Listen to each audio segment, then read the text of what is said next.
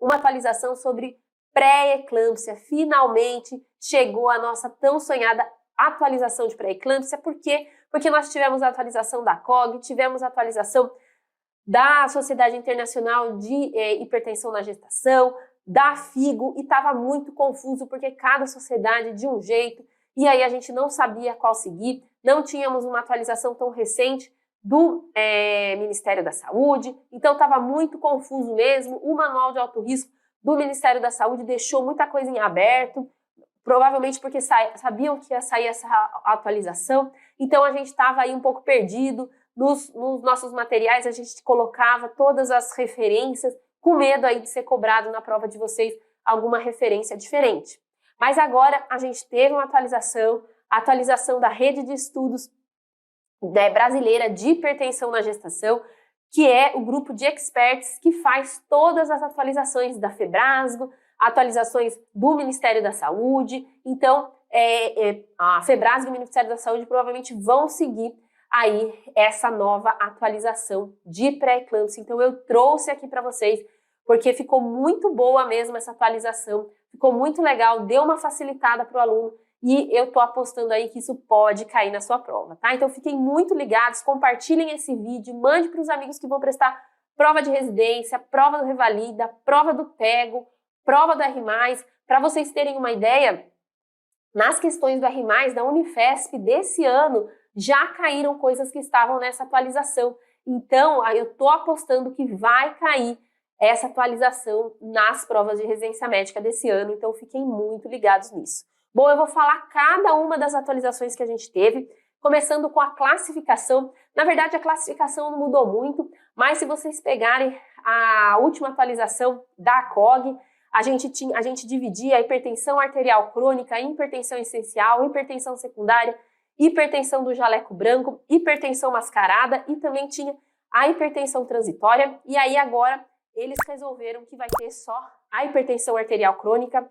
Dentro, né, das hipertensões que ocorrem antes de 20 semanas, vai ter a hipertensão arterial crônica e a hipertensão do jaleco branco. Então ficou um pouco mais fácil. Então a gente tem os distúrbios, as síndromes hipertensivas que ocorrem depois de 20 semanas, que ficou igual. Então depois de 20 semanas a gente tem a pré-eclâmpsia e a hipertensão gestacional. Dentro da pré-eclâmpsia a gente tem a eclâmpsia, síndrome HELP e a hipertensão arterial sobreposta por pré-eclâmpsia.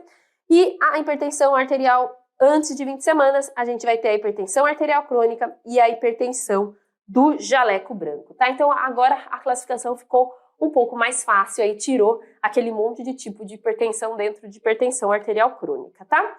Outro ponto que ficou homogêneo também foi em relação aos fatores de alto risco e aos fatores de risco moderado, que a gente tinha aí, cada uma das sociedades colocava alto risco e risco moderado em um lugar. Agora ficou mais homogêneo, tá? Então, o que a gente vai considerar como alto risco para pré-eclâmpsia? História pregressa de pré-eclâmpsia, obesidade, hipertensão arterial, diabetes tipo 1 e tipo 2, doença renal, doença autoimune, tratamento de reprodução assistida e gestação múltipla. Gestação múltipla, algumas sociedades colocavam no risco moderado, obesidade tinha algumas sociedades que colocavam no risco moderado, mas agora ficou estabelecido que tudo isso é alto risco. E risco moderado são aquelas gestações prévias com evento adversos, aqui ficou erradinho. Então, descolamento prematuro de placenta, prematuridade, baixo peso ao nascer, baixo peso acima de 37 semanas, tá? História familiar de pré-eclâmpsia de mãe ou irmã, nuliparidade, idade materna a partir de 35 anos e intervalo interpartal, faltou aqui, intervalo interpartal abaixo de 10 anos, ficou aí em branco. Intervalo interpartal abaixo de 10 anos, tá? Deixa eu colocar aqui, senão vocês não vão saber. Intervalo interpartal, desculpa, abaixo não, acima de 10 anos, tá?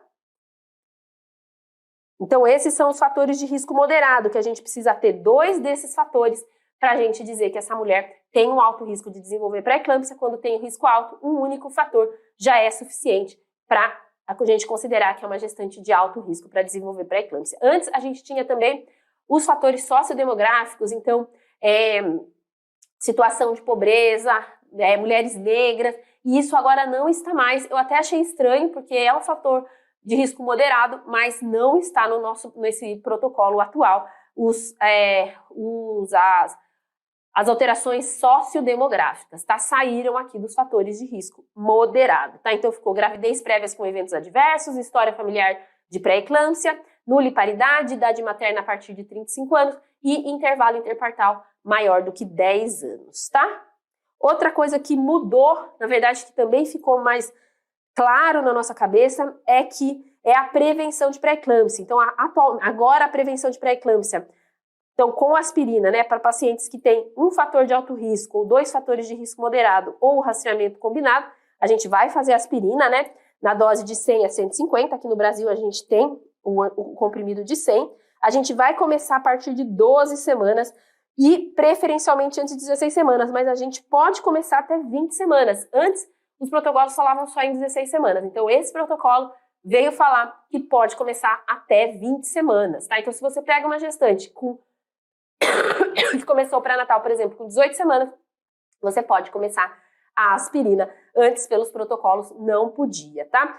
A suplementação de cálcio, nesse protocolo ele fala que é para fazer para todas as gestantes brasileiras, porque todas as gestantes brasileiras são consideradas que têm uma baixa ingesta de cálcio. Então, se cair cálcio na sua prova, você assinala que todo mundo, teoricamente, todas as gestantes aí, teoricamente, né, tem que receber cálcio só se realmente elas comprovarem que tem uma dieta que é rica em cálcio, porque é considerado que no Brasil a dieta é pobre em cálcio, tá? Cálcio a gente começa desde o início da gestação e vai até o fim da gestação. Outra coisa, aspirina a gente para com 36 semanas. E outro ponto importante, a gente suspende a aspirina se a gente tiver o diagnóstico de pré-eclâmpsia. Então, aquela mulher ela tem um risco aumentado para pré-eclâmpsia.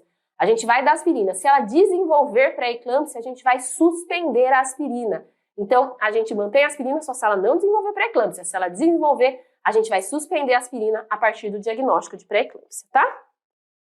Os exames de investigação para pré-eclâmpsia, então, eles também padronizaram. Então, para investigar pré-eclâmpsia, a gente vai pedir, né, proteinúria de 24 horas ou relação proteína-creatinina urinária. Lembrando que a relação proteína-creatinina urinária atualmente é o desejável, porque é um exame bem mais fácil, bem mais barato. Aí a gente vai pedir também os exames para investigar lesão de órgãos-alvo. Quais são esses exames? Creatinina, então a gente não precisa pedir ureia, a gente só vai pedir ureia se a gente tiver aí um quadro de insuficiência renal, hemograma completo, DHL ou aptoglobina, então um exame aqui novo que não estava nos outros protocolos, transaminases, a gente dá preferência para pedir o TGO, tá? Então pode pedir TGO-TGP, mas pedindo TGO já é suficiente, bilirrubinas e vai pedir uma doppler-velocimetria obstétrica também, para a gente avaliar aí as disfunções uteroplacentárias, tá? E critérios diagnósticos para pré-eclâmpsia, isso mudou, pessoal, os valores mudaram e eu trouxe aqui para vocês. Então, o que mudou, né? Então, primeiro vamos relembrar aqui como que é o diagnóstico de pré-eclâmpsia. Então, para a gente dizer que uma mulher tem pré-eclâmpsia, ela precisa ter a hipertensão arterial a partir de 20 semanas, PA maior ou igual a 140/90, associada a proteinúria ou disfunção de órgãos-alvo ou disfunção uteroplacentária. O que mudou? Os valores dos exames para disfunção de órgãos-alvo. Então, plaquetas abaixo de 150 mil. Antes tinha alguns protocolos que falavam para fazer diagnóstico de pré-eclâmpsia plaquetas abaixo de 100, agora não ficou estabelecido, plaquetas abaixo de 150 mil. DHL acima de 600 ou CIVD.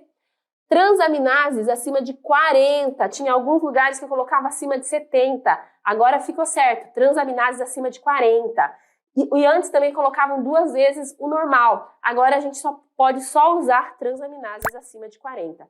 Creatinina sérica maior ou igual a 1 miligrama, antes era maior ou igual a 1,1, tá?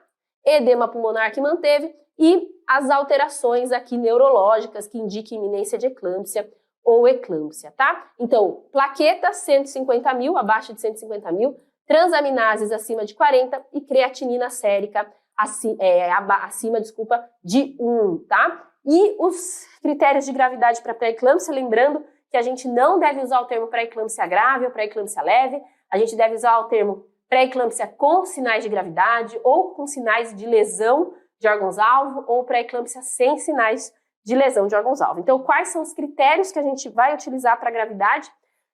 Então, PA maior ou igual a 160 por 110, isso a gente já usava. Iminência de eclâmpsia ou eclâmpsia, então qualquer sinal ou sintoma de iminência de eclâmpsia ou eclâmpsia.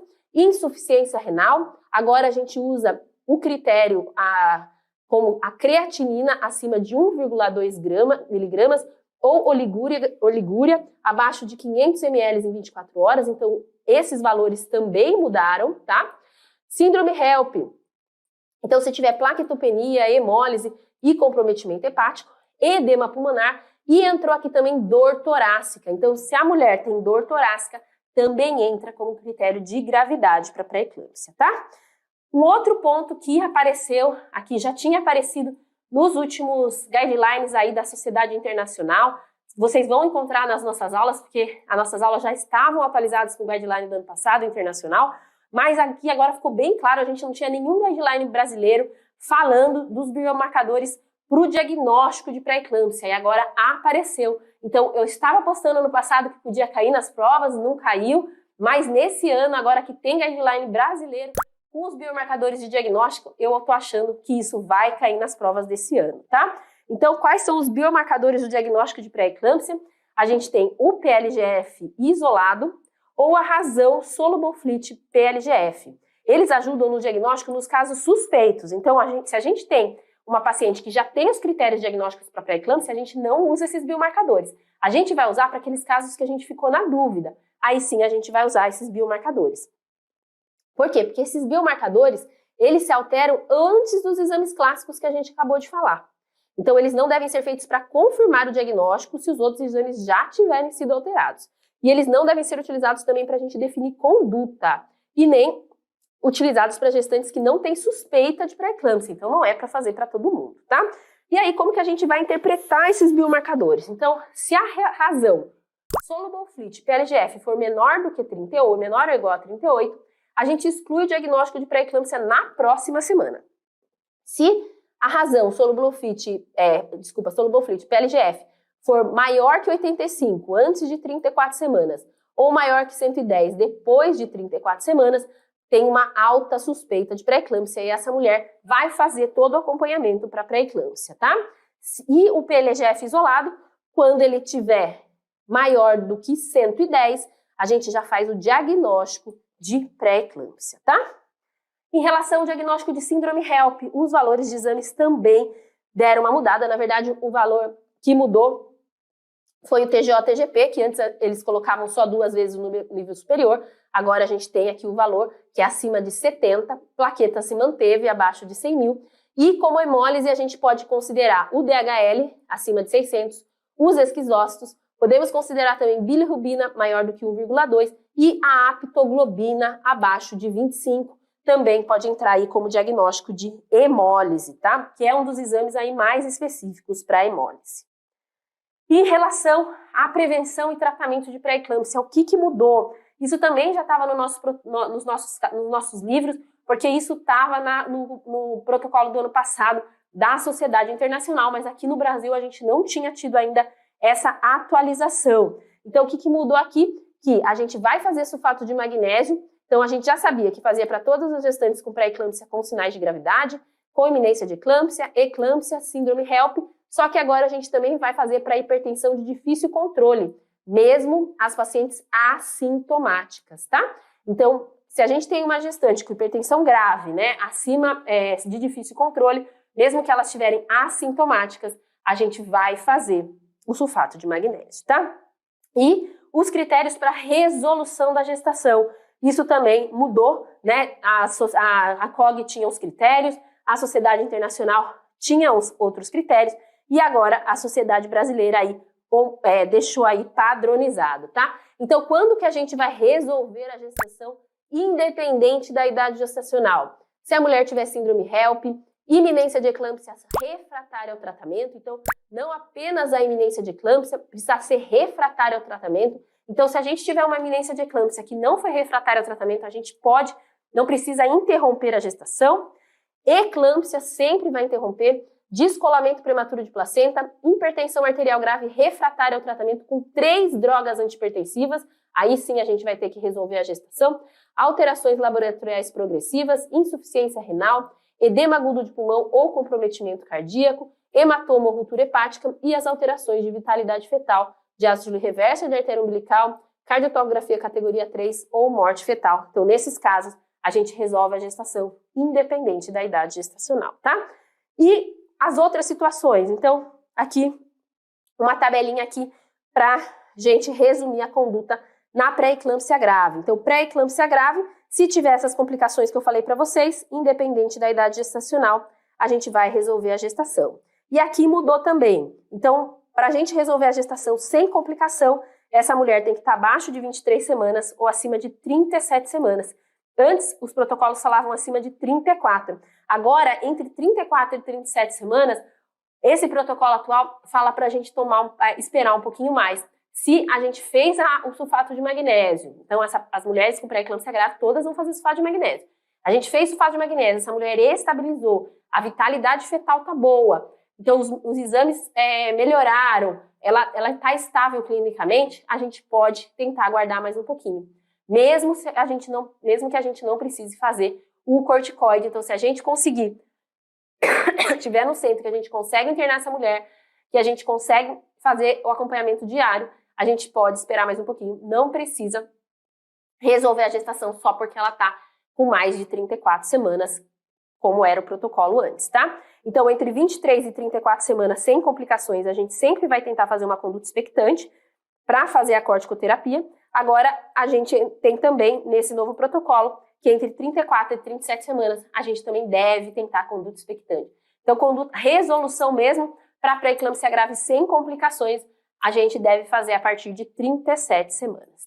Pessoal, essas foram as atualizações. Vocês viram que tiveram bastante atualizações nesse protocolo. Muita coisa já estava nos nossos livros, porque a gente já está atualizado com a Sociedade Internacional, mas eu quis trazer isso para vocês, porque agora a gente tem tudo mais padronizado, então estava um pouco bagunçado, temos mais padronizado, então